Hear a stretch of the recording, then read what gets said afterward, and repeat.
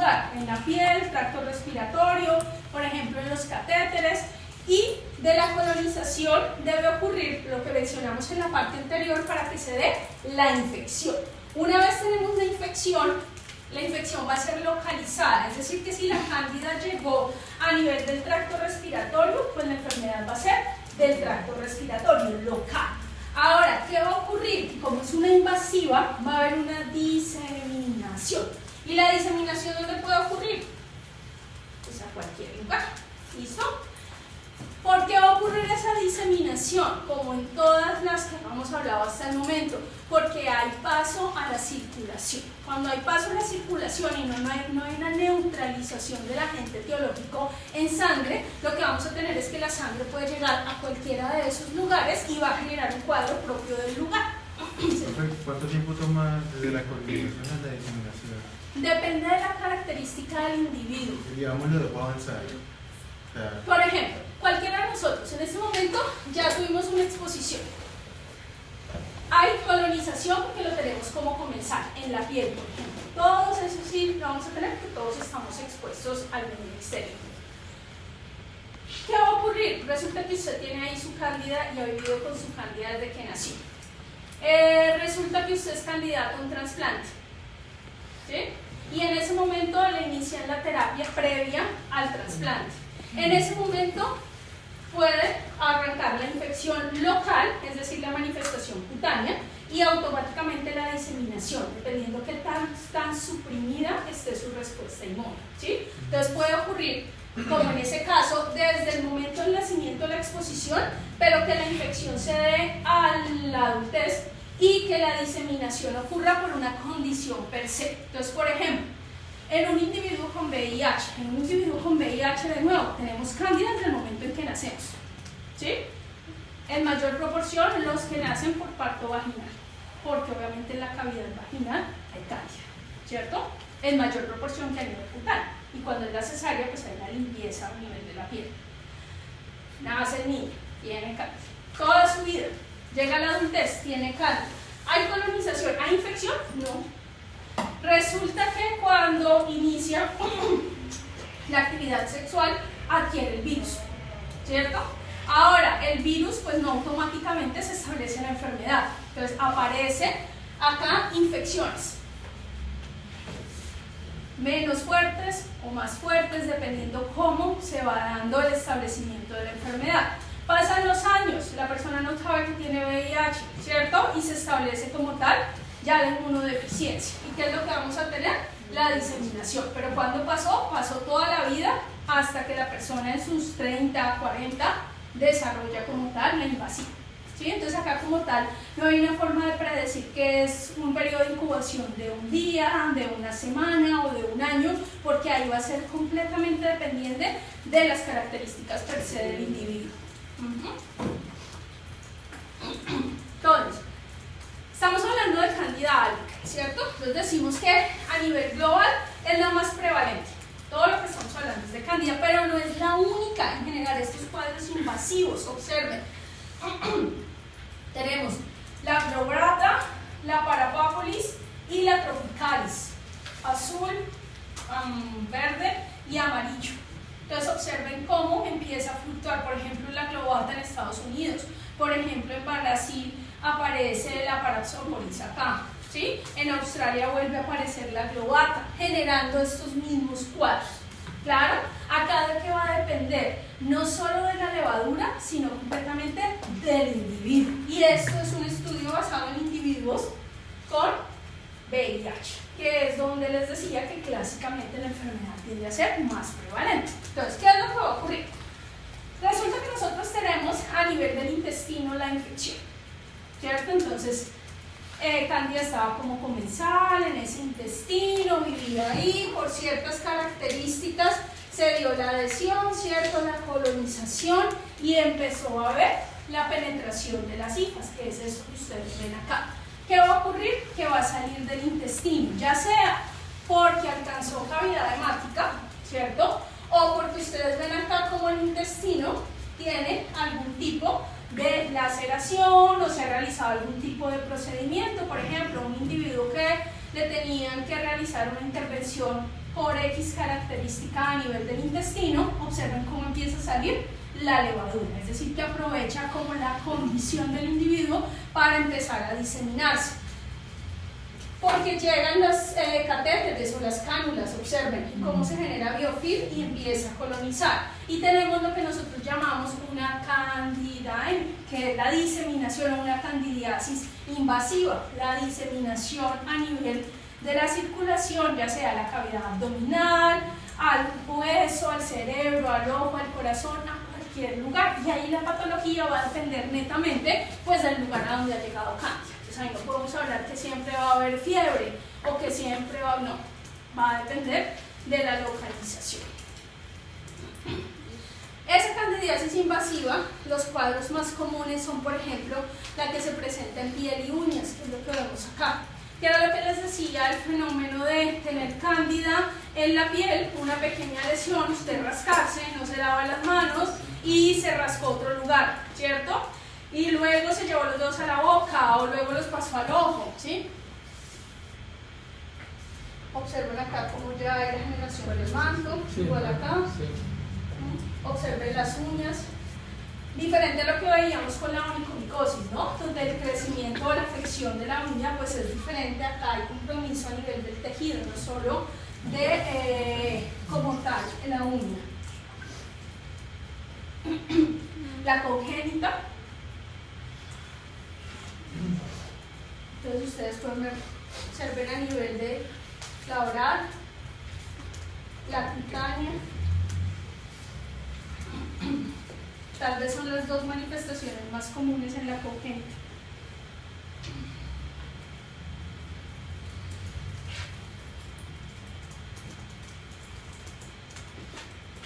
Sí, entonces acá está a nivel de la piel, el tronco. Ahora, la genital. Entonces, en la genital, la más común pues obviamente es la candidiasis vaginal, que es por la característica obviamente de la cavidad. Entonces, importantísimo es que van a haber unos síntomas y es que acá también va a haber un incremento en el flujo. ¿Se acuerdan que veíamos algo de eso para tricomora? Entonces, y entonces yo les puse un cuadrito que comparaba así la bacteriana con la candidiasis, donde va a haber flujo, pero acá el flujo va a tener la misma característica que hemos visto en todos, y es que va a ser blanquecino completamente, y va a tener ese olor arenoso, que es la característica del dolor por el desarrollo o el crecimiento masivo del cánodo. ¿Listo? Entonces van a ser los principales síntomas. Obviamente va a haber ardor, va a haber prurito, ese ardor y prurito pueden traer o dar origen a las escoriaciones, ¿cierto? Va a haber la frecuencia en las deposiciones, va a verse incrementada o la necesidad de acudir, pero la carencia de la misión también se puede presentar, que la misión sea dolorosa, ¿sí? Entonces acá van a haber una serie de síntomas asociados. ¿Cuándo va a proliferar o qué va a favorecer que prolifere? Entonces acá lo mismo, la reducción de la acidez. La reducción de la acidez o del pH de la vagina, ¿por qué se da? Porque hay una disbiosis, por ejemplo, porque la persona, eso ocurre mucho cuando hay diferentes tipos de cambios en el ritmo sexual o cambios en los compañeros sexuales de la mujer. Eso también va a hacer que el pH de la vagina se altere, ¿cierto?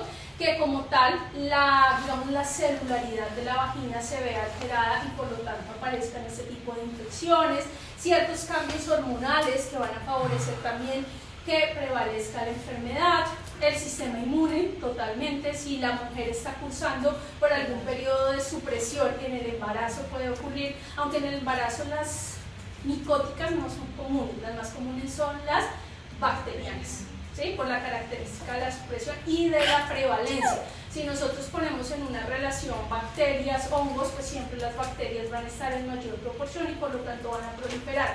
Sumado a eso el tiempo. No es el mismo tiempo de generación, una levadura se reproduce por fisión binaria y es un proceso de mitosis. Una bacteria lo hace por fisión binaria, en menos de 8 horas ya se ha duplicado. Y entonces eso también va a generar un cambio. Recuerden que estas son células eucariotas. Y Los tratamientos, pues hay tratamientos disponibles, entonces eso es importante también que se entienda que en particular para esta, que tal vez es la más común, sobre todo en el caso de las mujeres, pues hay un tratamiento. Pero que, por ejemplo, el uso constante de los jabones íntimos también debería afectar. Claro, porque eso afecta el pH.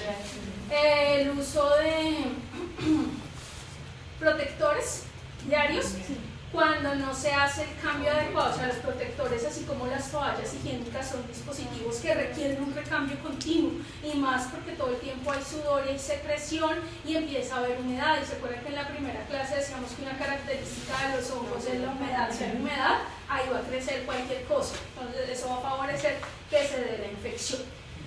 Entonces, la bacteriana versus la vaginal, obviamente esta hongo, la otra es bacteria, es decir que un antibiótico pues no va a quitar la candidiasis, ¿cierto? Necesitamos un antimicótico para tratar la candidiasis. Ardor, picor, dolor. En la otra tiende a ser asintomática. Eso lo vamos a ver en la bacteriana. La vaginosis tiende a cursar asintomática y posteriormente ya aparece la cistitis o la pielonefritis como manifestación, pero por eso lo veremos en las bacterianas. Y acá, usualmente, el cambio en el flujo vaginal es lo que permite diferenciar la tricomoniasis, la candidiasis, de la vaginosis bacteriana, y es que este es espeso y blanco, tal cual como el manto que observábamos en todos los órganos. Acá el flujo vaginal va a ser como leche, completamente blanquecino. El olor harinoso, diferente. Acá, no sé si ustedes se acuerdan en ese cartoon que les puse en la de parásitos, salió un pescadito, porque el olor es bastante fétido, ¿cierto? Y acá es lechoso, pero es grisáceo, porque obviamente hay proceso de degradación, que eso lo vamos a ver más adelante. Importantísimo, antifúngicos, o sea, acá de nada sirven los antibióticos. O sea, la gente que le encanta tomar antibiótico por todo, pues acá de nada le va a servir. O bueno, le va a servir es para que la candidiasis se exacerbe. ¿Por qué? Porque el antibiótico va a matar las bacterias. Entonces lo que vamos a tener es una diseminación de la bacteria. Y no solo en la vagina, sino que pueda ocurrir en otros lados. Entonces, la vulvovaginal, observen que no solo ocurre por albicans, también hay varias especies. O sea, nos centramos hoy en albicans porque obviamente albicans es la más prevalente, pero no significa que sea la única cándida que genere patología. Entonces, ¿qué es lo que vamos a tener? El desarrollo del hongo. Vamos a tener las pseudohifas y las hifas. Observen cómo acá hay esporas, hay los filamentos miceliales, y eso es lo que vamos a tener, el crecimiento blanquecino. La leucorrea va a tener siempre esa característica. Y no solo la leucorrea, por ejemplo, la persona si va al baño o si ustedes observan la cavidad, así como en la oral, va a encontrarse recubierta por ese manto blanquecino. Es decir, que no solo es que se esté liberando la levadura en el flujo vaginal, sino que toda la cavidad esté recubierta y el flujo vaginal va a ser producto de eso. Que les decía, al interior se va a observar el manto blanquecino y el flujo tal vez va a ser lo más evidente allí de la enfermedad. Es lo mismo que vemos acá. Y el flujo completamente lechoso. Profe, en ese caso, el hongo no crea cambios metaplásicos en el epitelio de la cavidad, ¿no? Hasta ahora no se ha reportado. No sé si de pronto puede ocurrir, pero no. Diferente como si ocurre con otro tipo de agentes. Y la palanitis, porque les decía que pues, no solo hablamos de la mujer, sino que en el caso de los hombres también puede ocurrir. La balanitis, observen cómo se da el crecimiento, se puede observar igual el manto blanquecino presente, que es lo que vemos acá en la superficie. Siempre van a ser la principal manifestación van a ser los síntomas inflamatorios, es decir, el enrojecimiento, el ardor, el dolor, va a ser una característica de esta alteración. Y la balonopocitis, que ya es el compromiso también del prepucio, es decir, que ya no va a estar solo implicado la parte superior, sino que vamos a tener el crecimiento diseminado del hongo y va a tener la misma característica que entonces va a observar el recubrimiento del manto blanquecino. Acá como tal no hay secreción, ¿sí? Digamos que dentro de las infecciones de transmisión sexual uno siempre las clasifica entre las que generan secreción o que generan úlcera. ¿sí? Acá en este caso solo va a ser el recubrimiento del manto porque sería como una cutánea, si lo vemos desde ese punto de vista, o sea, solo hacia la parte externa. Ahora, ¿cómo hacemos el diagnóstico? El diagnóstico va a ser siempre el examen directo. En el examen directo que podemos observar cualquiera de las formas, la levadura, las pseudohifas, los tubos germinales, las hifas, las blastoconidias, ¿sí? Cualquiera de esas estructuras sirve para diferenciar cándida.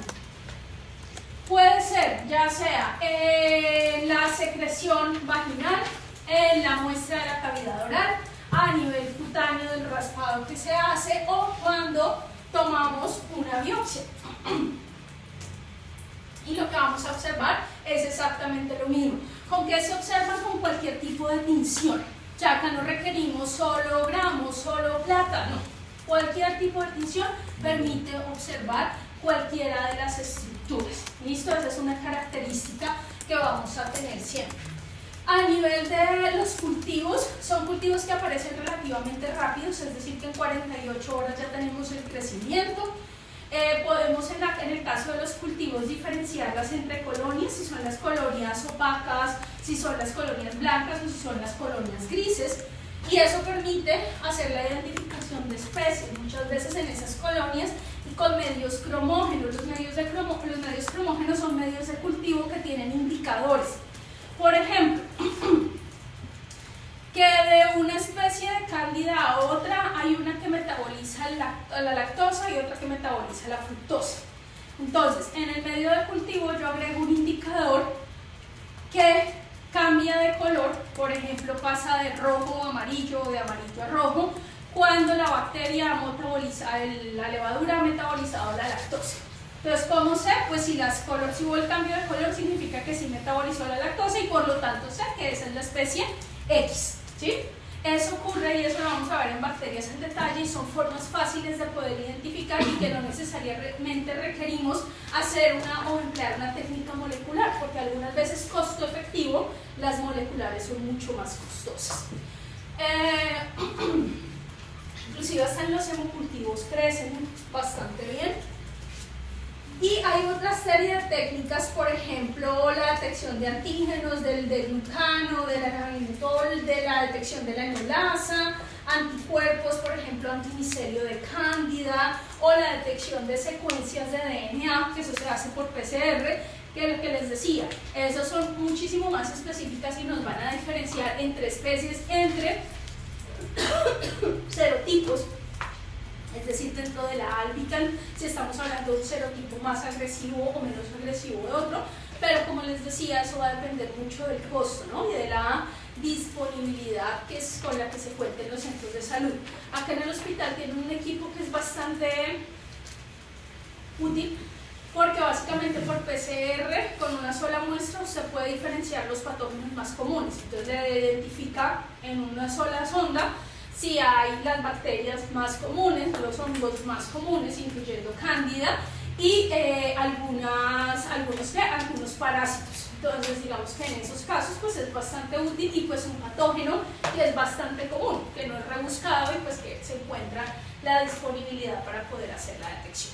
Ahora, del tratamiento hay múltiples alternativas, entonces ustedes pueden observar en esta línea de tiempo cómo aparece por acá el descubrimiento de los primeros que fueron los polienos, aparece todo y continúa en crecimiento, es decir, que no tenemos como un único fármaco y es el único que se ha usado, ¿no? En la actualidad continúan en estudio, vienen distribuidos o vienen direccionados a diferentes blancos al interior de la levadura, por ejemplo, para inhibir la síntesis de la pared. Si no hay pared, la levadura no puede desarrollarse, ¿sí? Algo similar a lo que ocurre con la penicilina en las bacterias.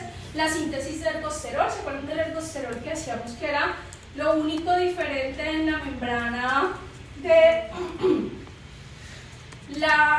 los hongos, diferente a la membrana de los humanos?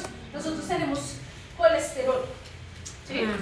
Ellos no tienen colesterol, ellos tienen ergosterol. Entonces acá no vamos a usar un medicamento contra el colesterol, pues porque todo se moriría. Lo que usamos es un medicamento contra el ergosterol. Es que si ustedes lo ven, todo es muy sencillo. sencillo cuando uno lo pone en términos de comparación. Pues ¿contra qué voy a dirigir el fármaco? Contra algo que solo esté en el agente infeccioso, ¿sí? Yo no puedo dirigirlo contra el DNA. ¿Por qué? Pues porque todas esas las tienen DNA, ¿sí? Entonces lo busco contra esos pequeños blancos, la síntesis de ácidos nucleicos. Pero resulta que en ellos los aminoácidos o la generación de aminoácidos va a requerir unos procesos diferentes. La generación de ácidos nucleicos, perdón, las rutas de generación no son las mismas que nosotros usamos y es contra esas rutas que se van a encaminar, o los polieros. Ahora, hay múltiples alternativas, pero eso no significa que todas sean sensibles. Aparecen las resistencias, ¿sí? Si bien Candida albicans es bastante sensible a los azoles, a los polienos, a casi todo, resulta que dependiendo del individuo y dependiendo de las diferentes, por ejemplo el caso de Auris que hablaremos en la próxima clase, aparecen las resistencias. Y eso es lo que hace que se considere una candidiasis emergente, ¿sí? Que primero es oportunista, entonces vamos a tener una población, pero sumada a eso no hay tratamiento. Y si no hay tratamiento, pues los cuadros tienden a ser un poco más complejos.